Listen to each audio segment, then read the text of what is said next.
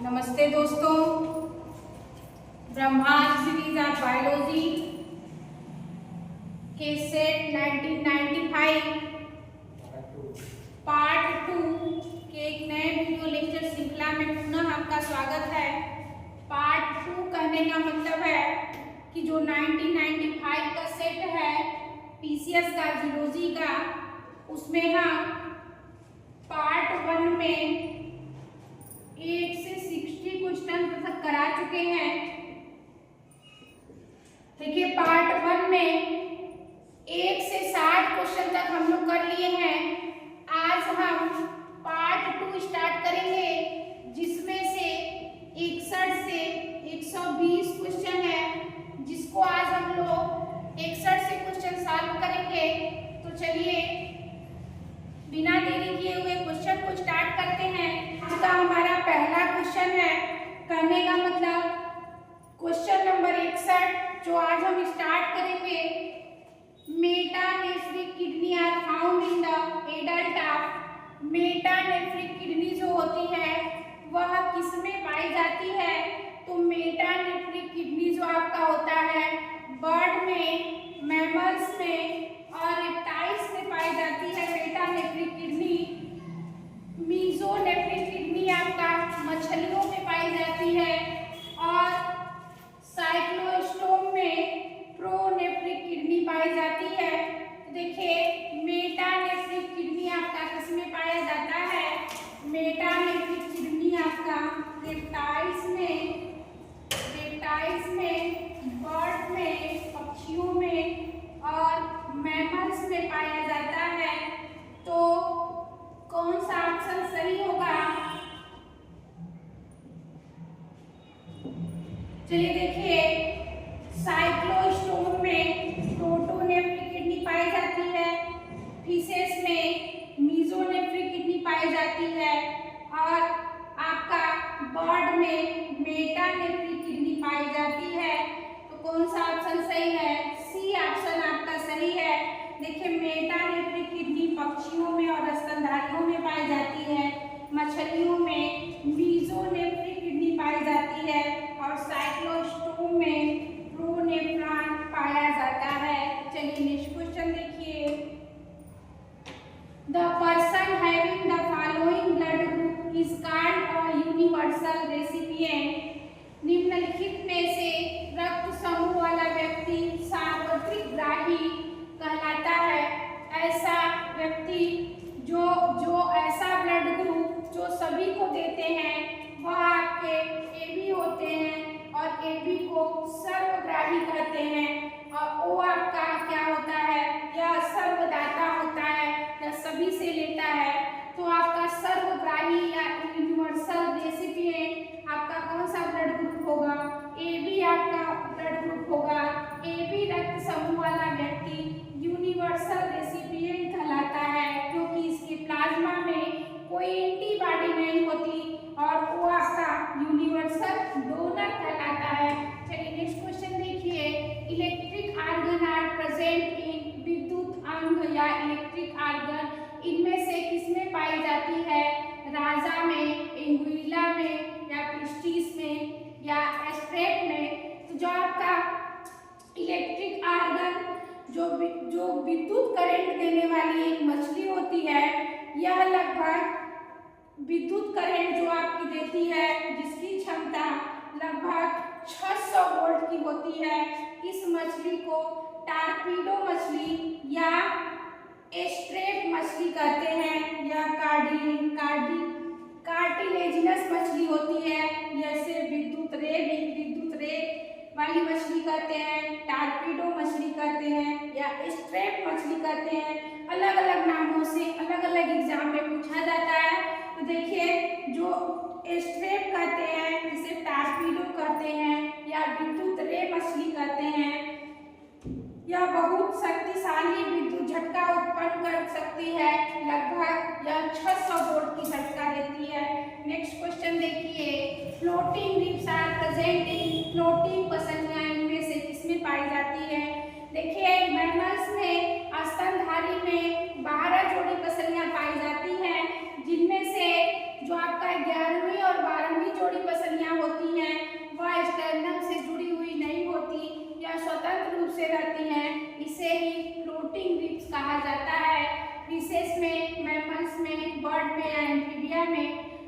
Floating मछलियाँ जो होती हैं वह मैमल्स में पाई जाती हैं, या पसलियों की संख्या 11 या 11 और 12वीं जो पसलियाँ होती हैं जो स्टेरनम से नहीं।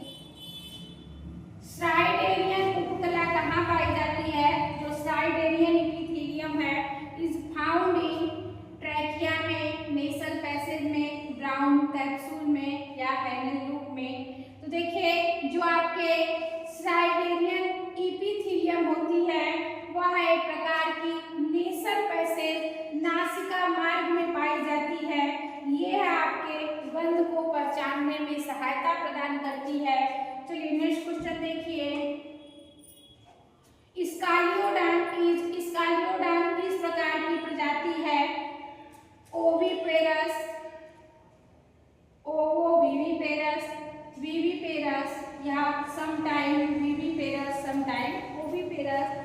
जो आपका स्कालियोडान है यह एक प्रकार की स्केलेटन कार्टिलेजिनस मछली है। यह आपकी किस प्रजाति की होती है? अंडस की, अंड जीवन की, जीवन की या कभी जीवन कभी अंडस की। तो देखिए जो आपका स्कालियोडान होता है वह ओवोविविपेरस अंड जीवन की प्रजाति होती है, क्योंकि इसके अंडे मादा के शरीर में ही विकसित होते हैं और भ्रूण नहीं बनते। जब मादा के शरीर में अंडे विकसित होते हैं और भ्रूण का निर्माण नहीं करते तो वो आपके ओवोविविपेरस कहलाते हैं। चलिए next question.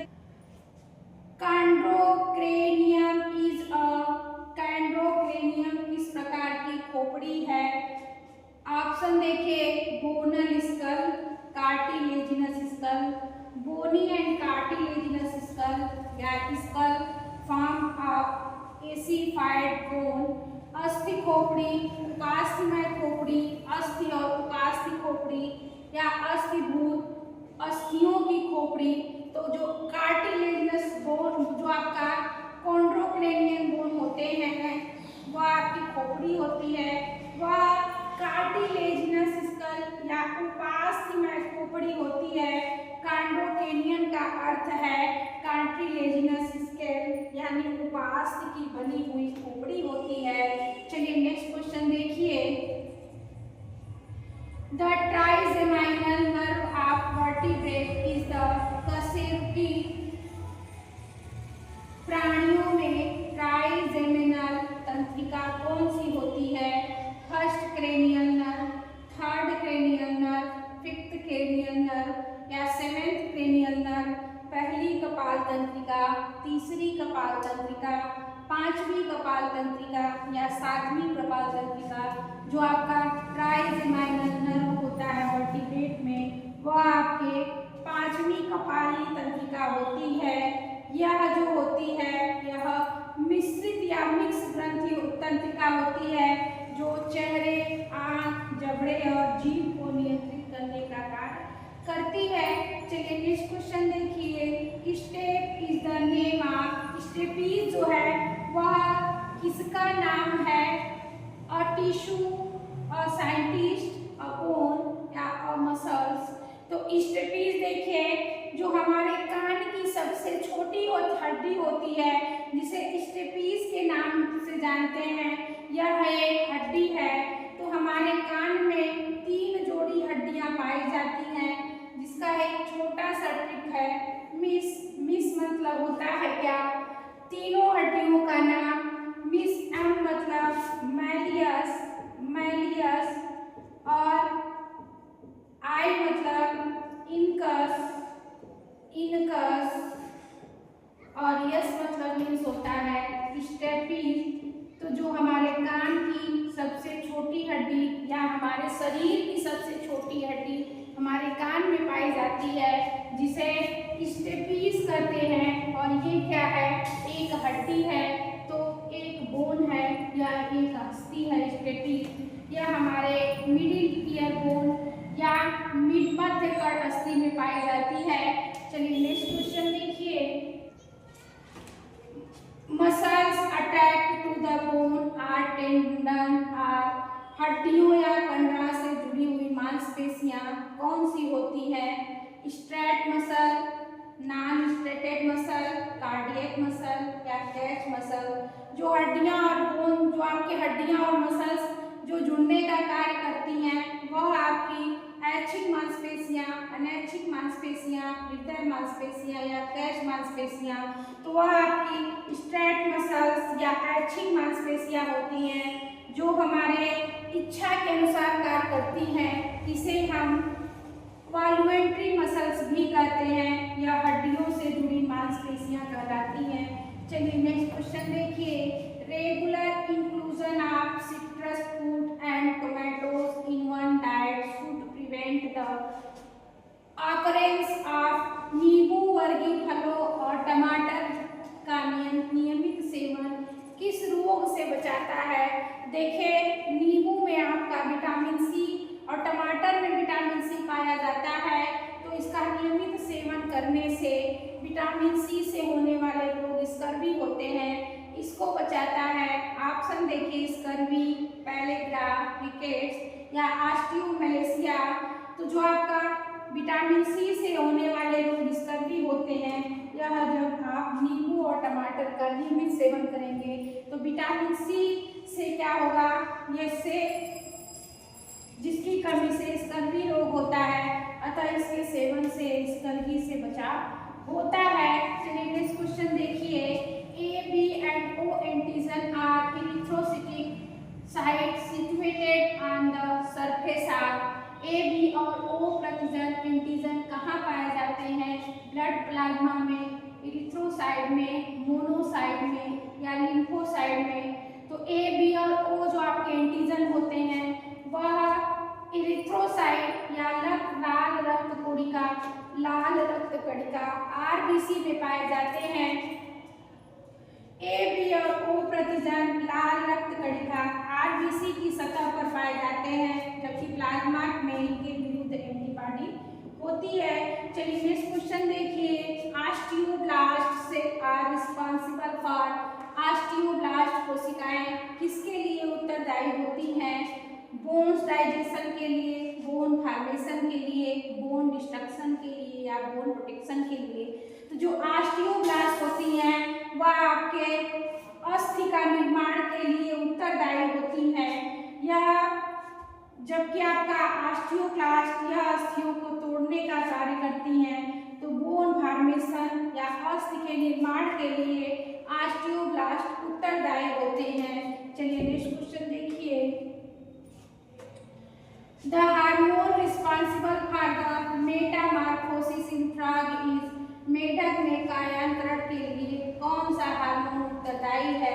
Adrenaline hormone, thyroxine hormone, growth hormone और ऑक्सीटोसिन हार्मोन। देखिए, जब आपका मेढक का रूपांतरण या मेटामॉर्फोसिस होता है उसके लिए थायरॉक्सिन हार्मोन्स उत्तरदायी होते हैं।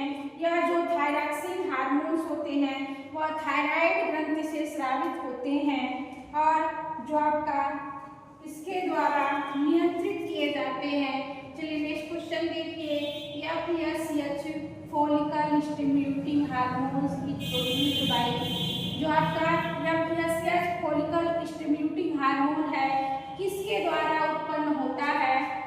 Hypothalamus, anterior pituitary, posterior pituitary या मिडल लोब ऑफ पिट्यूटरी या हाइपोथैलेमस, अग्र पीयूष ग्रंथि, पश्च पीयूष ग्रंथि या पीयूष ग्रंथि का मध्य भाग, मध्य खंड। तो जो आपका FSH है वह आपके एंटीरियर पिट्यूटरी से के द्वारा उत्पन्न होता है या अग्र पीयूष ग्रंथि द्वारा उत्पन्न होते हैं और यह अंडाशय और वृषण को सक्रिय करते हैं, एक्टिव करते हैं।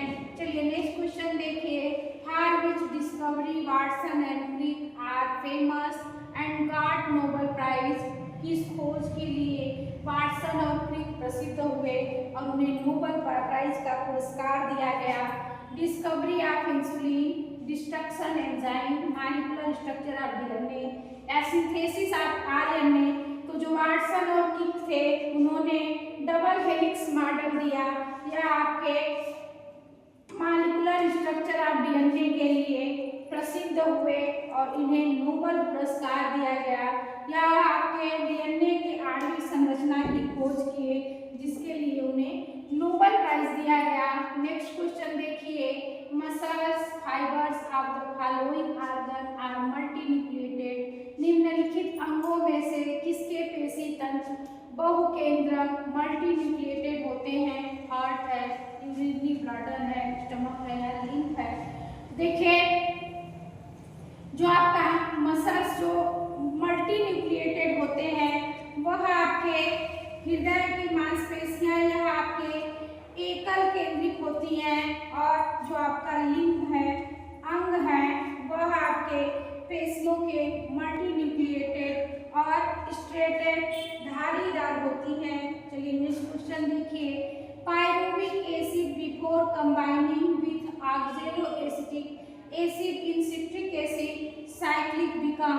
साइक्लिक अम्ल चक्र में ऑक्सैलोएसिटिक अम्ल के से मिलने से पहले पायरुविक अम्ल किसमें बदलता है? लैक्टिक एसिड में, एसिटिक एसिड में, सिस एकोनिटिक एसिड में या एसिटिल कोएंजाइम में। देखिए जब आपका ग्लूकोज जब आपके पायरुविक अम्ल एसिटिल कोएंजाइम में बदलता है और फिर ऑक्सैलोएसिटिक अम्ल से मिलकर साइट्रिक अम्ल बनाते हैं, तो एसिटिल कोएंजाइम में आपका पायरुविक अम्ल बदल जाता है। चलिए नेक्स्ट क्वेश्चन देखिए, heparin is secreted by certain specialised cell known as. Heparin किस विशेषीकृत कोशिका द्वारा स्रावित होती है? Plasma cell, mast cell, chlorogogen cell या गॉबलेट सेल। देखिए जो हेपैरिन होती है यह शरीर की वाहिकाओं में रक्त का थक्का नहीं बनने देती है और यह मास्ट कोशिकाओं से स्रावित होती है। हेपैरिन क्या है? एक प्रोटीन है जो हमारे वेसल्स में पाई जाती है जहाँ पे रक्त बहता है, और यह रक्त जो नली होती है जिसमें रक्त बहता है उसमें रक्त का थक्का बनने से रोकने का कार्य करती है। हेपैरिन यह मास्ट कोशिकाओं द्वारा स्रावित होती है। चलिए नेक्स्ट क्वेश्चन देखिए, an RH negative woman is at risk if it is not advisable to become pregnant second time if RH negative. स्त्री दूसरी बार गर्भवती होने पर कब जोखिम में होती है? देखिए जब आपकी RH पॉजिटिव, जब आपका क्या होगा कि यदि स्त्री RH नेगेटिव हो और पुरुष RH पॉजिटिव हो तो पहले बच्चे के बाद एंटीबॉडीज बन जाती है, और दूसरे गर्भ में जब आपका भ्रूण का RBC टूटने लगता है तो वह आपके किसमें होगा? RH positive women, RH negative women, RH positive man, RH positive women और RH पॉजिटिव मैन, या RH positive women, RH negative man, या RH negative women and RH negative man. तो वो आपका कब होगा? जब RH नेगेटिव स्त्री होगी और RH पॉजिटिव पुरुष होगा, तो दूसरे बच्चे में जो आपका दूसरा बच्चा होगा उसमें एंटीबॉडीज में भ्रूण का RBC टूटने लगता है, जिसे जोखिम लेना पड़ता है। चलिए नेक्स्ट क्वेश्चन देखिए, secretion is the hormone secreted by. Secretin hormones किसके द्वारा स्रावित होती है? लीवर, इंटेस्टाइनल ग्लैंड, पैंक्रियास या एक्सक्रीटरी प्रोडक्ट। तो जो आपके सिक्रेटिन हार्मोन होता है वह पैंक्रियास या अग्नाशय द्वारा स्रावित होती है। यह आपके अग्नाशय के रस से श्रावण को क्या करती है? नियंत्रित करती है। चलिए नेक्स्ट क्वेश्चन देखिए, the normal brownish colour of faces result from the presence of. मल का सामान्य भूरे रंग का कारण कौन सा है? ऑप्शन देखिए, स्टेरोबिलिन या मीजोबिलिरुबिन या यूरोबिलिनोजन या बिलिवर्डिन। तो जो आपका मल का जो सामान्य कलर भूरा रंग का होता है वह आपके किसके कारण होता है? यह आपके स्टेरोबिलिन के कारण होता है। यह आपके इसके कारण हीमोग्लोबिन का अपघटन हो जाता है, जिससे वह भूरे रंग में परिवर्तित हो जाती है क्योंकि हीमोग्लोबिन का रंग लाल कलर होता है और जब उसका अपघटन होगा तो वह भूरे रंग में परिवर्तित हो जाती है। चलिए नेक्स्ट क्वेश्चन देखिए, in which animal the red blood corpuscles are nucleated, किस प्राणी में लाल रक्त कणिका आरबीसी नाभिकीय न्यूक्लिएटेड होते हैं। देखिए जो आपका स्तनधारी में सामान्यतः आरबीसी में न्यूक्लियस नहीं पाया जाता, लेकिन अपवाद के रूप में दो ऐसे जंतु हैं जिनके आरबीसी में न्यूक्लियस पाया जाता है, वो आपका होता है ऊंट, कैमल या लामा। यह दो ऐसे जीव होते हैं जिनके आरबीसी में न्यूक्लियस पाया जाता है। ऑप्शन देखिए, हॉर्स में, मैन में, कैमल में या वेल में। देखिए घोड़ा, मनुष्य और वेल जो होते हैं इनमें इनके आरबीसी में न्यूक्लियस नहीं पाया जाता। ऊंट में, कैमल के आरबीसी में न्यूक्लियस पाए जाते हैं। यह जो आपके आरबीसी बिना नाभिक की सामान्यतः जो स्तनधारी होते हैं उनके आरबीसी बिना नाभिक के होते हैं, लेकिन ऊंट में आपके आरबीसी में नाभिक पाया जाता है। चलिए नेक्स्ट क्वेश्चन देखिए, in mammals the erythrocyte are produced in, स्तनधारियों में लाल रक्त कणिकाएं कहाँ बनती हैं। किडनी में, थायराइड में, बोन मैरो में या ऑल ऑफ द अबव। तो जो आपके मैमल्स होते हैं उनमें लाल रक्त कणिकाएं आरबीसी का निर्माण कहाँ पर होता है, बोन मैरो या अस्थि मज्जा में लाल रक्त कणिकाएं बनती हैं। चलिए नेक्स्ट क्वेश्चन देखिए, इन सिंपैथेटिक नर्व टर्मिनल न्यूरोट्रांसमीटर और सहानुभूति या सिंपैथेटिक तंत्रिकाओं में अंतिम न्यूरोट्रांसमीटर कौन से होते हैं, एड्रेनलिन एंड नॉरएड्रेनलिन, कोलिनेस्टेरेज एंड एसिटाइलकोलामाइन या एसिटाइलकोलामाइन और हिस्टामिन या बोथ ए एंड बी। तो देखिए जो आपका सिंपैथेटिक तंत्रिकाओं के जो अंतिम न्यूरा ट्रांसमीटर होते हैं वह आपके एड्रेनलिन और नॉन एड्रेनलिन से होते हैं। यह आपके सिंथेटिक जो आपके नर्वस तंत्र में एड्रेनलिन और नॉन एड्रेनलिन होते हैं, लेकिन मुख्य रूप से क्या होता है, न्यूरोट्रांसमीटर होते हैं। चलिए नेक्स्ट क्वेश्चन देखिए, the enzyme DNA ligase, DNA ligase enzyme क्या है, इंट्रोड्यूस सुपर हेलिकल ट्वीट या connect the in are two DNA chain, synthesise RNA primer या erases primer and field grape. तो जो आपका डीएनए लाइगेज एंजाइम है वह क्या करता है, वह आपके DNA ligase enzyme connect the in are two DNA chain या दो डीएनए चेन को जोड़ने का कार्य करता है।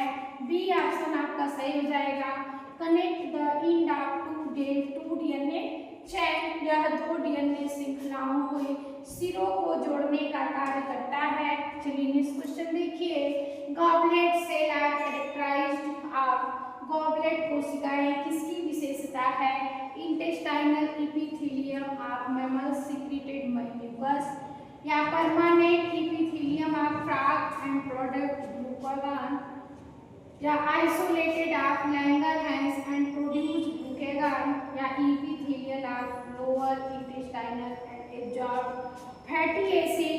तो जो आपके गॉबलेट सेल होते हैं वह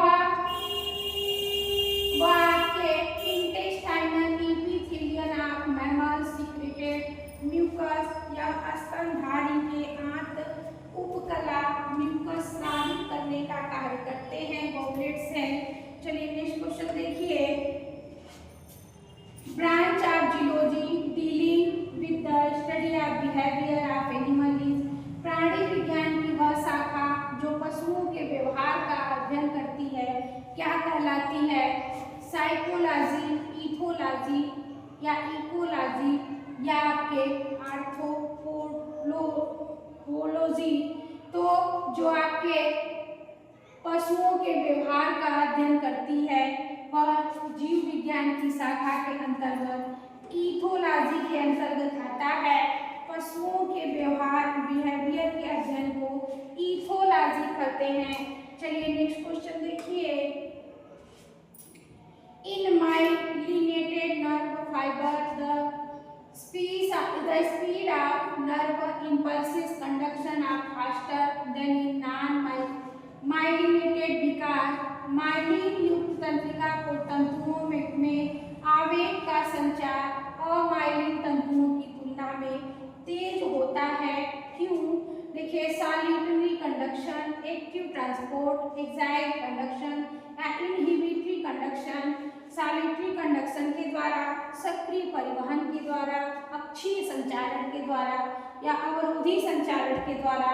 तो जो आपका माइलिन युक्त तंत्रिका कोशिका में जो आवेग का संचारण होता है वह अमाइलिन तंतुओं की तुलना में तेज होता है, क्योंकि सॉलिटरी कंडक्शन के द्वारा एक नोड दूसरे नोड पर छलांग लगाकर चलते हैं, जिससे इनकी गति बहुत तेज होती है। चलिए नेक्स्ट क्वेश्चन देखिए।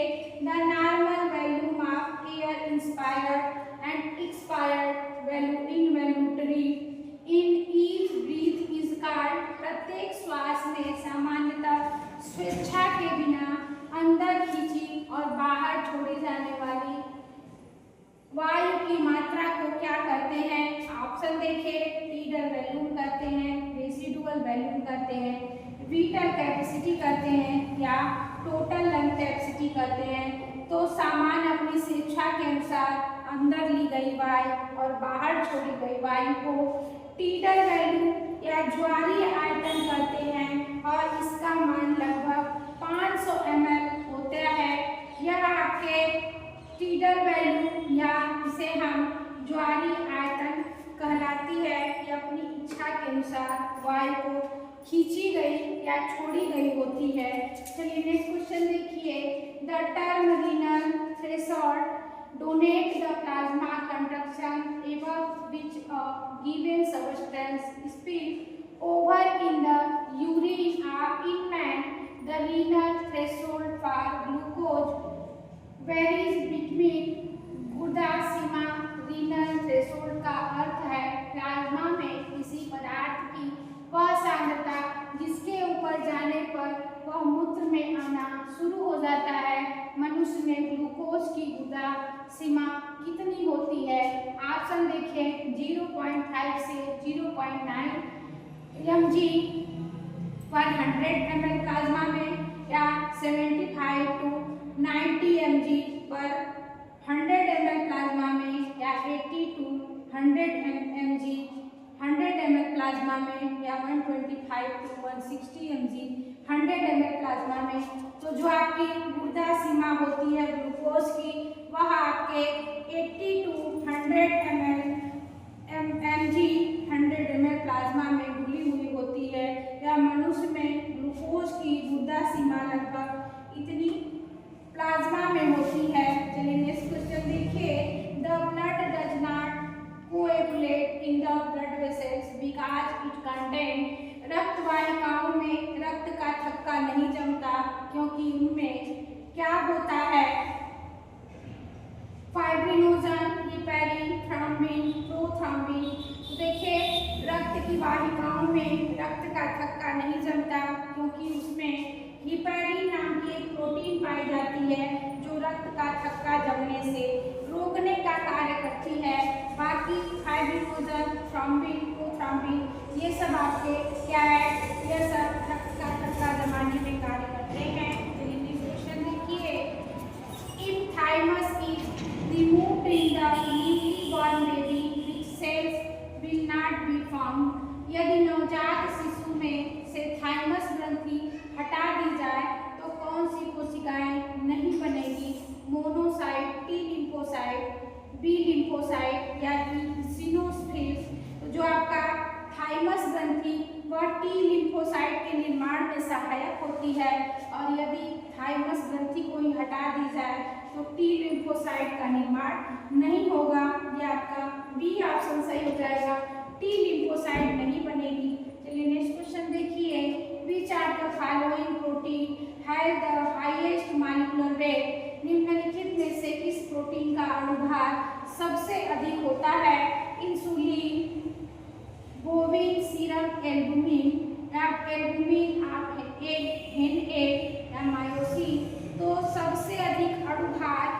लगभग इसका 200 से 250 अणुभार पाया जाता है मायोसिन में।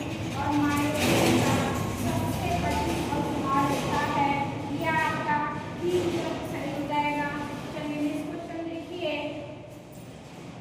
Which of the following lenses is used when the person feels difficulty in seeing the distant object?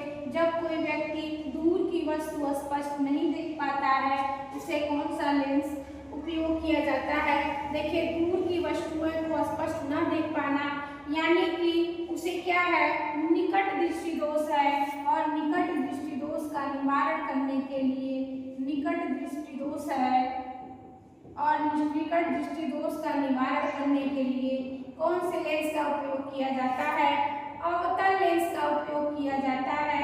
और दूर दृष्टि दोष आपका क्या होता है, जिसमें दूर की वस्तुएं दिखाई देती है और निकट की वस्तुएं नहीं दिखाई देती, वह दूर दृष्टि दोष है। और दूर दृष्टि दोष के लिए, दूर दृष्टि दोष के निवारण के लिए किस लेंस का उपयोग किया जाता है?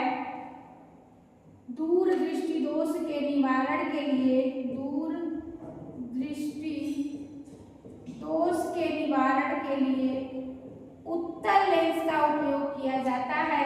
तो यह आपका कॉन्वेक्स लेंस, कॉन्केव लेंस या both convex and concave lens तो आपका उसको निकट दृष्टि दोष है। और निकट दृष्टि दोष कहने का मतलब उसे मायोपिया जो आपका डिजीज की बीमारी है, इसके उपचार के लिए कॉन्केव लेंस का उपयोग किया जाता है। चलिए नेक्स्ट क्वेश्चन देखिए। Vasopressin is produced in the, vasopressin कहाँ निर्मित होता है?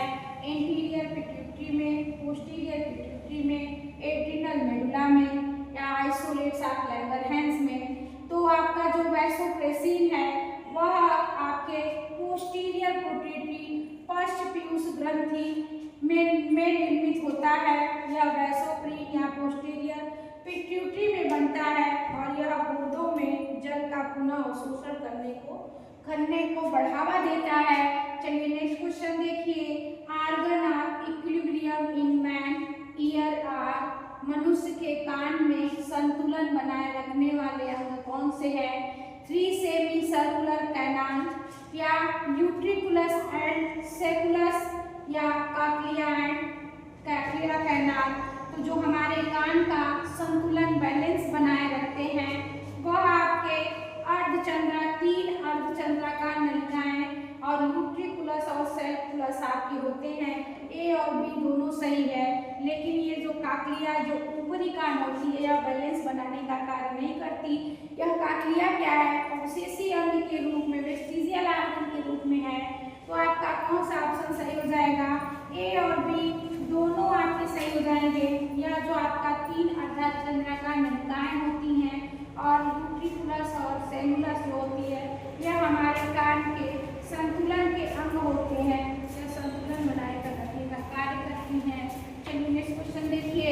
The wall of the artery is thicker than the wall of the when because the arteries है। धमनियों की दीवार सिराओं की तुलना में मोटी होती है क्योंकि उनमें क्या होता है? A thicker layer of strip muscles, a thicker layer of smooth muscles, alternating layer of smooth and strip muscle या a thicker layer of connective tissue. तो जो धमनियों की वाल होती हैं वह सिराओं की अपेक्षा मोटी होती हैं। ऐसा क्यों होता है? क्योंकि धमनियों में चिकनी मांसपेशियों की मोटी परत होती है, या इसलिए उनकी दीवारें सिराओं से मोटी होती हैं। यह आपका चिकनी मांसपेशियों की मोटी परत होती है। Thicker layer of smooth muscles, धमनियां में जो आपकी रक्त का प्रवाह तेजी से होता है, इनमें कोई वाल्व नहीं लगे होते हैं और सिराओं की जो दीवार होती हैं वह पतली होती हैं। चलिए नेक्स्ट क्वेश्चन देखिए। The occurrence of reflex action required the existence of an intact प्रतिवर्ती क्रिया या रिफ्लेक्स एक्शन के लिए किसका अखंड रहना आवश्यक है? सेरिबेलम का, मेडुला ऑब्लांगेटा का, स्पाइनल ऑप्टिक लोब का। तो देखिए जो प्रतिवर्ती क्रियाएं होती है, रिफ्लेक्स एक्शन होती है, वह आपके स्पाइनल कार्ड का अखंड रहना आवश्यक होता है। यह जो प्रतिवर्ती क्रियाओं के लिए स्पाइनल कार्ड का अखंड रहना आवश्यक माना जाता है। चलिए नेक्स्ट क्वेश्चन देखिए, erythroblastosis fetalis inflict in fact born erythroblastosis fetalis रोग किस प्रकार के शिशुओं में पाया जाता है? Parents dissimilar for one particular gene या parents similar for all the gene, both parent alike, या RS factor, RS positive father and RS negative mother. तो आपका जो इरिथ्रोब्लास्टोसिस फोर्टिस रोग होता है वह शिशुओं में आरएस पॉजिटिव फादर पिता का, आरएस पॉजिटिव और माता का, आरएस नेगेटिव ब्लड ग्रुप होते हैं। तो बच्चा आपका जन्म लेता है, यह रोग तब होता है जब आरएस पॉजिटिव पिता और आरएस नेगेटिव माता से बच्चे का जन्म होता है, तब आपका इरिथ्रोब्लास्टोसिस फोर्टिलिस नामक रोग हो जाते हैं। चलिए नेक्स्ट क्वेश्चन देखिए, dentine of the teeth are developed from, दांत का डेंटिन किससे बनता है? इक्टोडर्म, मेसोडर्म, इंडोडर्म या इक्टो एंड मेसोडर्म दोनों से। देखिए दांत के जो डेंटिन होते हैं वह आपके मेसोडर्म से बनते हैं और दांत में जो इनेमल होता है वह आपका इक्टोडर्म से बनता है। तो आपका डेंटिन पूछा है, तो डेंटिन आपका मेसोडर्म से बनते हैं और इनेमल जो आपके दांत होते हैं वह इक्टोडर्म से बनते हैं। चलिए नेक्स्ट क्वेश्चन देखिए, माइटोकॉन्ड्रिया स्पर्म इज, शुक्राणु में माइटोकॉन्ड्रिया कहाँ स्थित होते हैं? In head, in tail, in middle piece या इन एक्रोसोम। तो शुक्राणु में जो माइटोकॉन्ड्रिया होते हैं वह बीच में या मध्य भाग में स्थित होते हैं। यह आपके जो क्या करते हैं, ऊर्जा का प्रदान करते हैं। चलिए नेक्स्ट क्वेश्चन देखिए, gastrula in frog is formed by, मेढक में गैस्ट्रुला का निर्माण किस प्रक्रिया से होता है?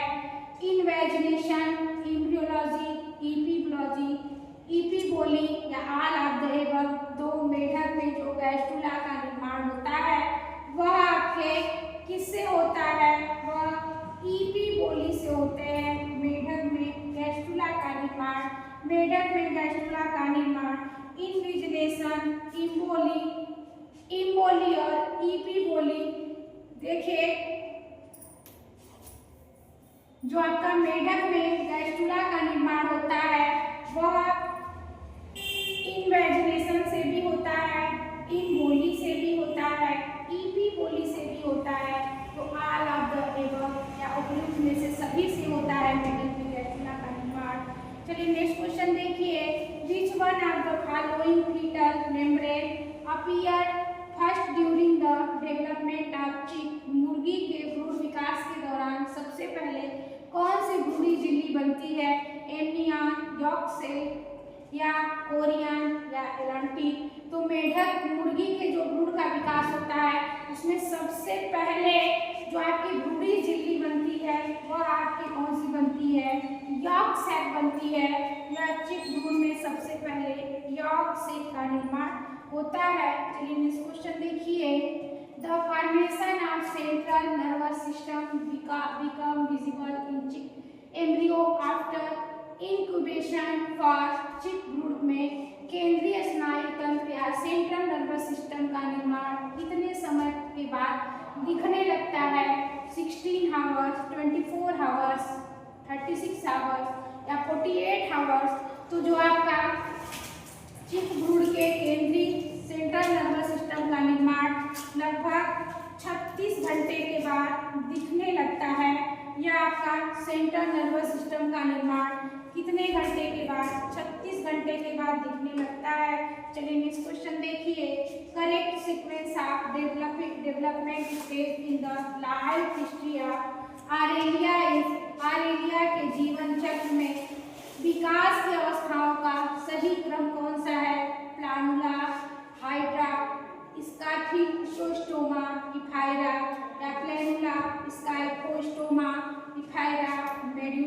स्काइफोस्टोमा, planula hydra medusa, planula ephyra hydra medusa. तो ओविलिया का जो जीवन चक्र होता है यह विकास की अवस्थाओं में पहले आपके प्लैनुला होंगे, फिर स्काइफोस्टोमा, इफाइरा और मेडुसा। यह आपका बी ऑप्शन सही है, प्लैनुला, स्काइफोस्टोमा, इफाइरा और मेडुसा। यह आपके ओविलिया के विकास के जीवन चक्र की अवस्थाएं होती हैं। चलिए नेक्स्ट क्वेश्चन देखिए, in which the following national park lion is being conserved. निम्नलिखित राष्ट्रीय उद्यानों में से इसमें शेर का संरक्षण किया जाता है। ऑप्शन देखिए, Kaziranga national park, Corbett national park, गिर नेशनल पार्क या दुधवा नेशनल पार्क। देखिए किसमें शेर का संरक्षण, लायन का संरक्षण किया जाता है। यह गिर नेशनल पार्क जो गुजरात में स्थित है, यह इसमें शेर का संरक्षण किया जाता है। यह आपका गुजरात में स्थित है। चलिए नेक्स्ट क्वेश्चन देखिए, 5th June is celebrated because it is 5 जून को क्या मनाया जाता है? 5 जून क्यों मनाया जाता है? डार्विन बर्थडे, पोलियो उन्मूलन दिवस या वर्ल्ड इन्वायरमेंटल डे या वर्ल्ड हेल्थ ऑर्गेनाइजेशन डे। तो जो आपका 5 जून होता है उसमें विश्व पर्यावरण दिवस मनाए जाते हैं, वर्ल्ड इन्वायरमेंट डे मनाए जाते हैं 5 जून को। चलिए नेक्स्ट क्वेश्चन देखिए, an example of mutualism is provided by. परस्पर लाभ या म्यूचुअलिज्म का एक उदाहरण कौन सा है? देखिए म्यूचुअलिज्म का मतलब होता है ऐसे जीव जिनमें दोनों को लाभ हो, यह म्यूचुअलिज्म कहलाती है।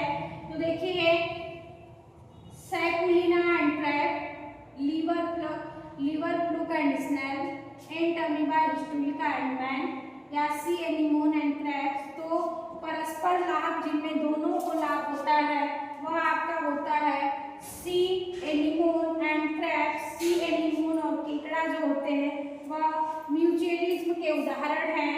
इनमें दोनों को एक दूसरे से सुरक्षा और लाभ प्रदान करते हैं। चलिए नेक्स्ट क्वेश्चन देखिए, which one of the following silk war is Rudyard on Arjun terminate area Arjun tree. निम्नलिखित में से कौन सा रेशम की अर्जुन वृक्ष पर पाला जाता है? ऑप्शन देखिए, एंथेरिया माइलेटा या एंथेरिया एसमा, एंथेरिया पार्नी या फिलोसेमिया रिसनी। तो जो आपका अर्जुन की रेशम की जो अर्जुन के वृक्ष पर पाला जाता है वह आपके एंथेरिया माइलिटा होता है। यह अर्जुन के वृक्ष पर पाले जाते हैं। जो आपका अन्य होता है यह एंथेरिया एसामा या माइलस वृक्ष पर होता है, और एंथेरिया पार्नी जो है वह रीटा के वृक्ष पर होता है, और फिलोसेमिया रिसनी वह आपके अरंडी प्लांट पर पाले जाते हैं। चलिए नेक्स्ट क्वेश्चन देखिए, पेब्रिन क्या है? A kind of infection disease of silkworm caused by fungi in ectoparasitic fungus on the gills of freshwater fishes या a chemical substance used for tanning of cuticle, a chemical substance found in the silk gland of silkworm। देखिए जो रेशम की एक संक्रामक बीमारी है यह फफूंद से होती है या मीठे पानी की मछलियों की गिल पर रहने वाला बाह्य परजीवी कवक है या चमड़ा पकाने के लिए प्रयुक्त रसायन है या रेशम कीट की रेशम ग्रंथि में पाया जाने वाला रसायन है। तो जो आपका पेब्रिन होता है यह जो पेब्रिन होता है यह आपके रेशम कीट की एक संक्रामक बीमारी है जो किससे होती है? फफूंद से होती है। यह ए ऑप्शन आपका सही हो जाएगा। यह पेब्रिन रेशम कीट की एक घातक बीमारी है जो फंगस के द्वारा होती है। यह रेशम उत्पादन को भारी नुकसान पहुंचाती है।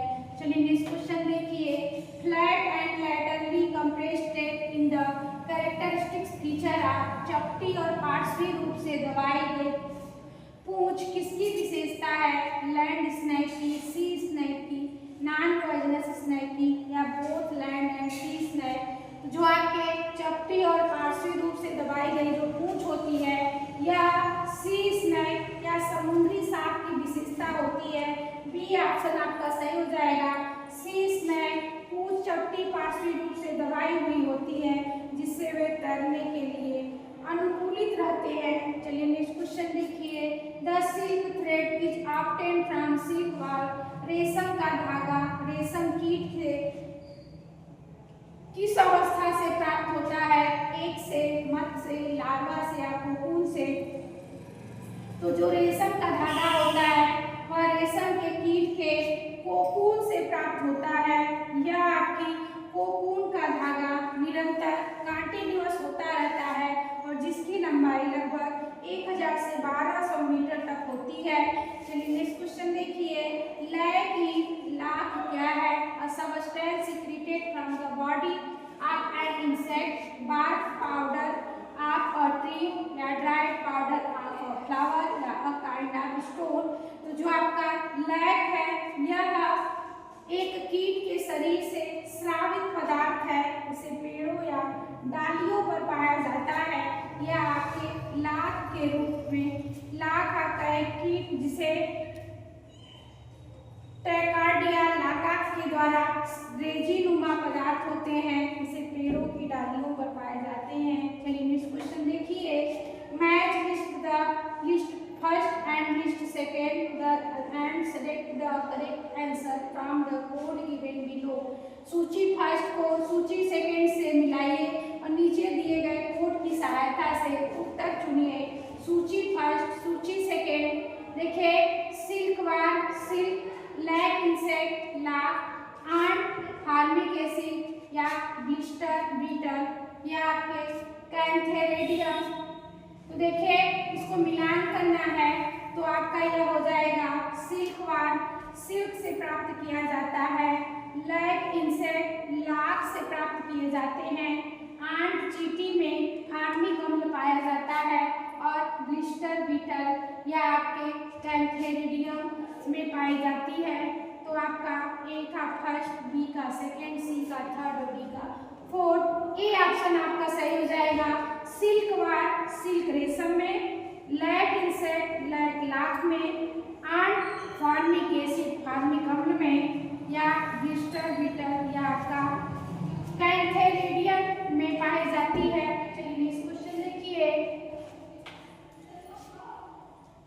Termite digest cellulose with the help of दीमक सेलुलोज का डाइजेस्ट किसकी सहायता से बचाती है? ट्राइकोनिम्फा, ट्राइप्सिन, ट्राइकोस्टी या ट्राइकोनेला। तो जो दीमक होती है वह सेलुलोज का पाचन करती है या प्रोटोजोआ संघ में पाई जाने वाली एक आपका ट्राइकोनिम्फा होती है जिसे सेलुलोज को पचाने का कार्य करती है। यह आपका ट्राइकोनिम्फा नाम का सहजीवी प्रोटोजोआ की सहायता से आपका दीमक जो है वह सेलुलोज का पाचन करती है। चलिए नेक्स्ट क्वेश्चन देखिए, Nobel prize for deciphering the language of bee was awarded to.